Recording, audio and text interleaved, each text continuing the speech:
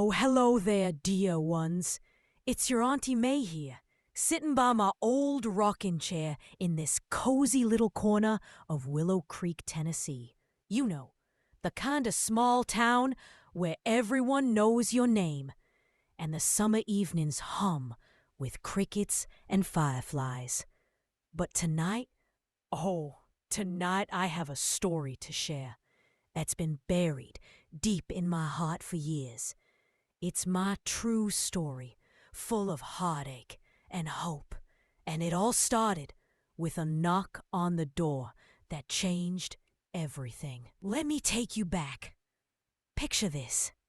I was in my kitchen, stirring a pot of homemade chicken noodle soup, the recipe my mama passed down to me, when the door burst open. My son Robert stood there, his face as hard as the winter frost. "Mom," he said, his voice cold like I'd never heard before. "This house is no longer yours. You need to leave. Sarah and I, we've decided it's time for you to go to that nursing home down the road." I froze, the spoon slipping from my hand, splash into the soup. My own boy, the one I raised with every ounce of love I had, telling me to leave the home I'd built with my late husband, George. I thought it was the end of my world. But wait, dear hearts, that was just the beginning of a secret that would turn everything upside down. Keep listening. You won't believe what I found next. You see, I grew up in this very town, Willow Creek, back in the 1950s. It was a simpler time. Folks worked the farms, went to church on Sundays, and family was everything. My mama Evelyn was the heart of our home, the quiet woman with eyes that held stories she never told. She raised me and my sister Betty after Daddy passed away young from a farming accident. I remember her sitting by the window, writing in her little leather-bound diary every night, her pen scratching away like it was whispering secrets to the pages. I married George right out of high school. Oh, he was a handsome man with a laugh that could light up the darkest day. We built this house together, brick by brick, on the edge of town near the old willow trees that gave the place its name. Raised our boy Robert here, taught him to fish in the creek, to say his prayers, to always honor his kin. But life, it has a way of twisting, doesn't it? George passed 10 years ago from a heart attack, leaving me alone in this big old house. Robert grew up, married Sarah, a city girl from Nashville, who always seemed to look down her nose at our small-town ways.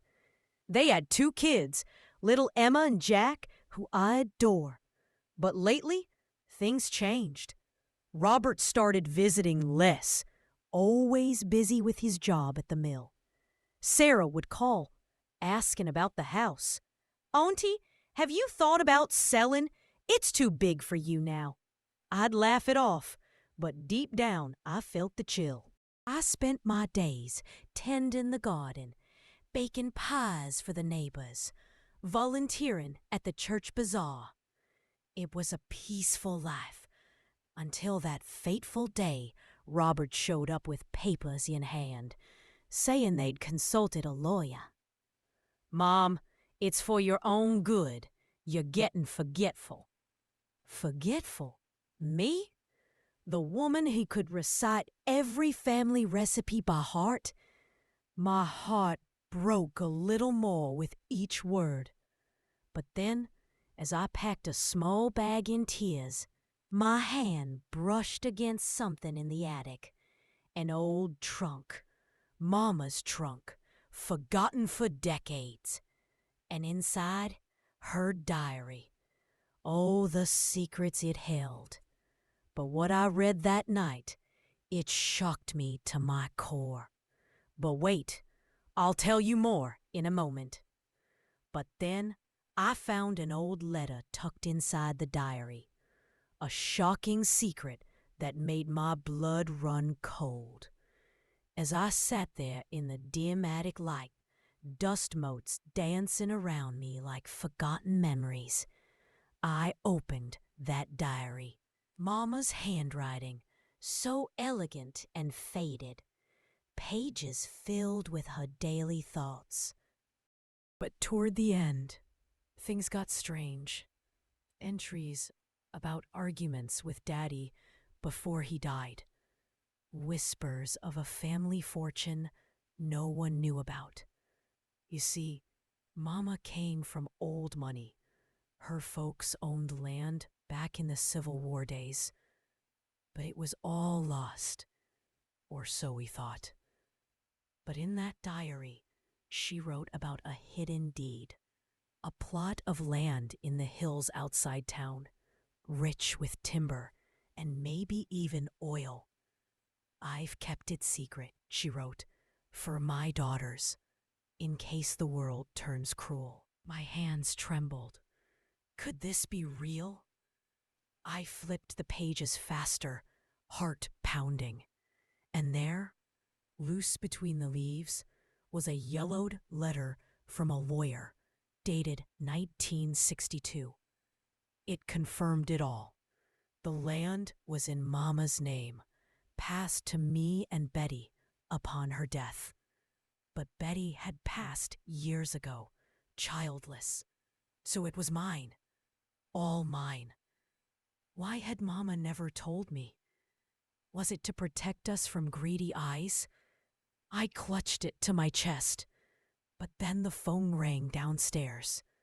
It was Robert. Mom, the movers are coming tomorrow. Be ready. Anger bubbled up in me for the first time. Betrayal from my own flesh and blood. But with this secret, maybe I had a way to fight back. The next morning, I didn't leave. Instead, I called my old friend, Martha, from church. Her son's a lawyer in town. Good old reliable type named Tom Wilkins. Auntie May, he said when I showed him the diary and letter. This changes everything, but we need to verify it. We drove to the county records office, my knees shaking the whole way. The clerk pulled out dusty files, and there it was, the deed, untouched for 60 years. Valued at over $500,000 now, with the logging rights alone. My mind reeled. All this time, I'd been sitting on a fortune, and Robert wanted to shove me into a home? But Sarah, oh, she was the mastermind. I could see it now. She'd been whispering in Robert's ear, talking about how the house could be sold for their kids' college fund. Neglect turned to outright scheming. I confronted Robert that evening. Son, why are you doing this? He shifted uncomfortably. Sarah says it's best. Best for who?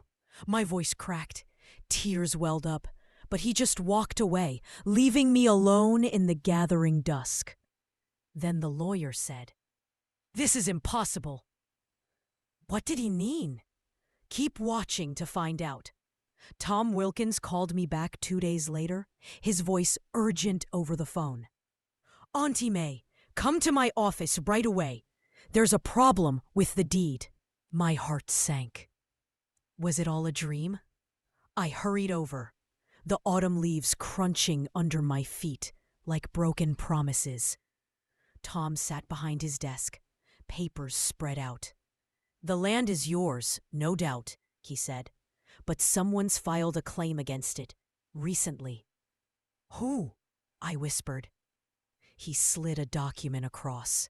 Robert's name, signed just weeks ago, claiming adverse possession or some legal mumbo-jumbo, because he'd helped maintain the property. Maintain? He'd mowed the lawn twice in 10 years. Betrayal hit me like a freight train. My own son, trying to steal what was rightfully mine. And Sarah? She'd signed as witness. I felt the world spin. How could they? Tom patted my hand. We'll fight this, Auntie, but it won't be easy. We started gathering evidence. Old photos of me on the land as a child.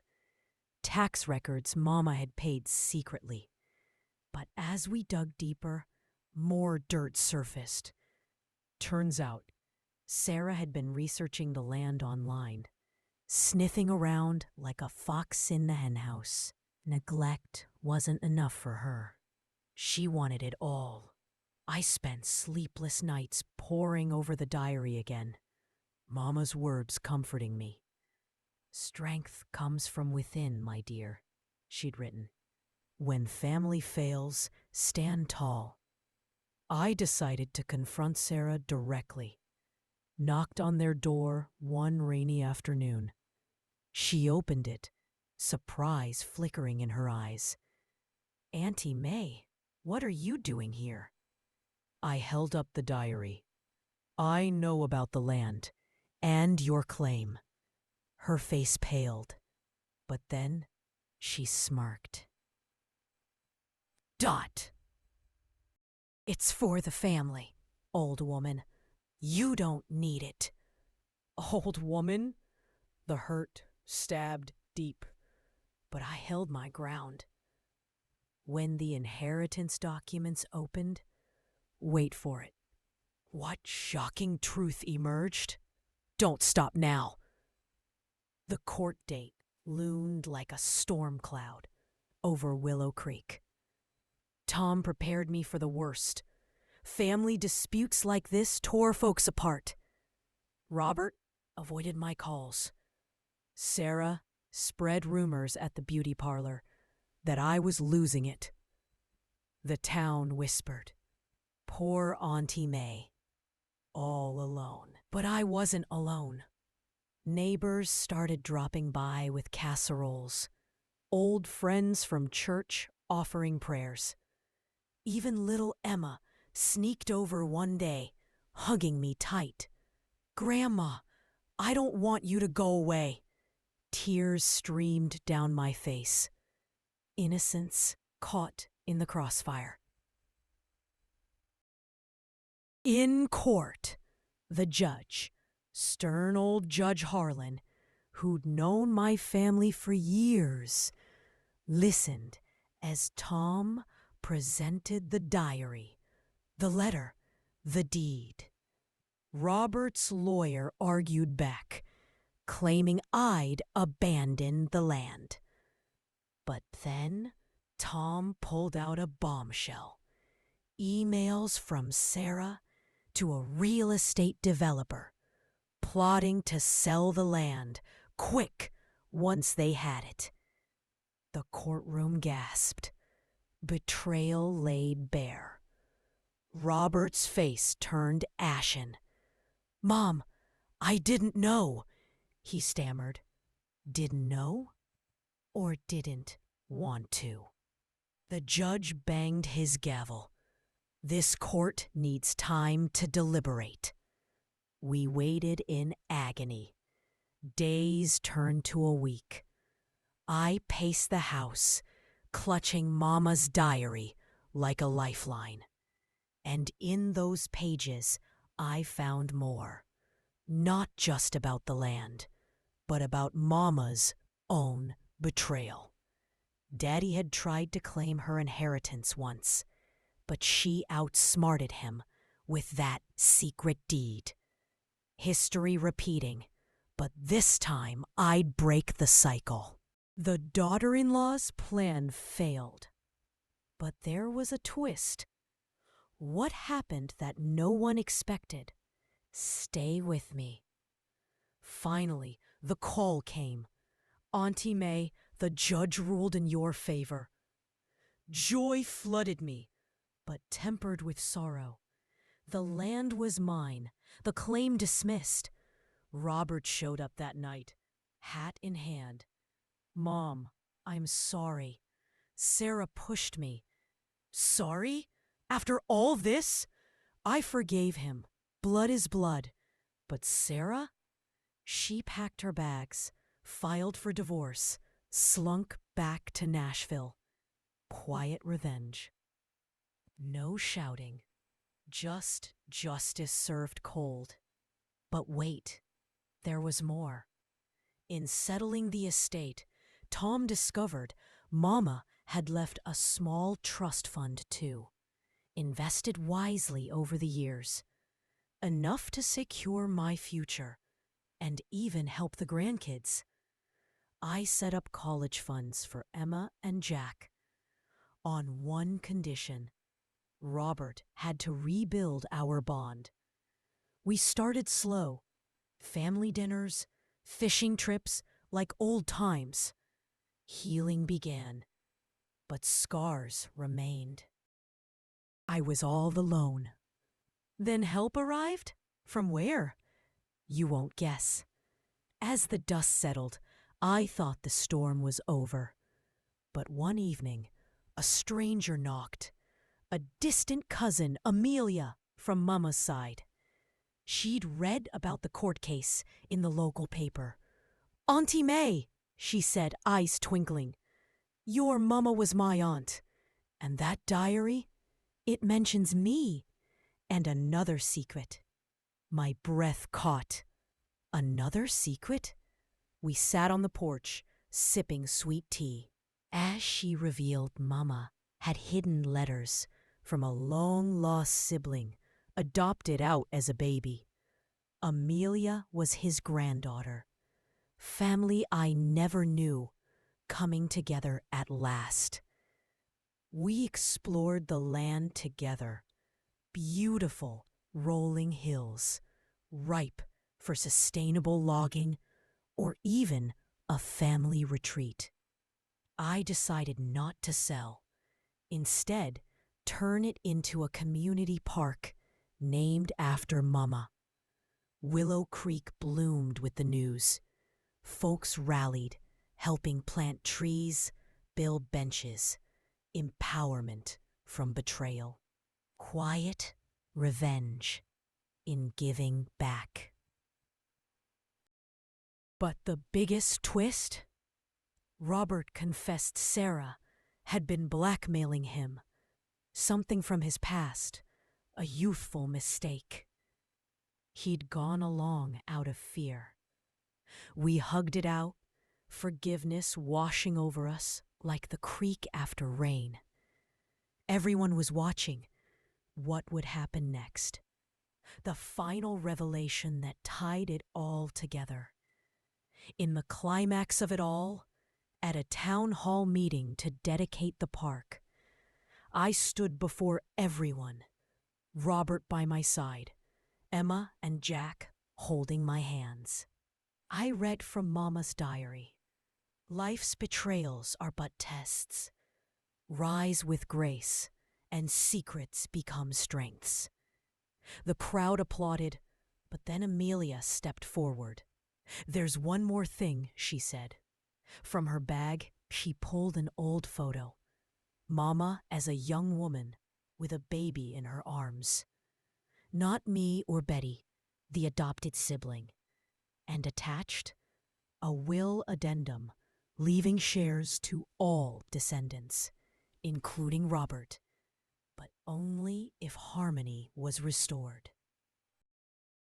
Gasps echoed, the twist no one saw. Sarah's greed had backfired spectacularly. Robert teared up.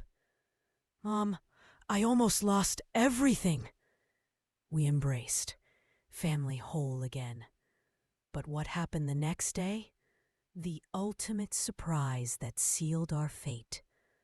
The next day, as the sun rose over Willow Creek, a developer called, not to buy, but to partner on eco-friendly projects. The land's value soared, but more importantly, it brought jobs to town. I watched from my porch as Robert taught Jack to fish, Emma picking flowers. Peace, hard won. And the diary? I keep it close. A reminder that secrets can heal as much as hurt. Betrayal turned to empowerment. Quiet revenge in living well. Oh, dear ones, what a journey. If this story touched your heart, if you felt the tears and triumphs with me, please like this video, share it with someone who needs a tale of hope, and subscribe for more Auntie Tales. Hit that bell so you never miss one. I've got so many more to share, from small town secrets to family miracles. This was my true story. Subscribe for more Auntie Tales. But wait, is there one last secret in the diary? Keep watching my channel to find out in the next story.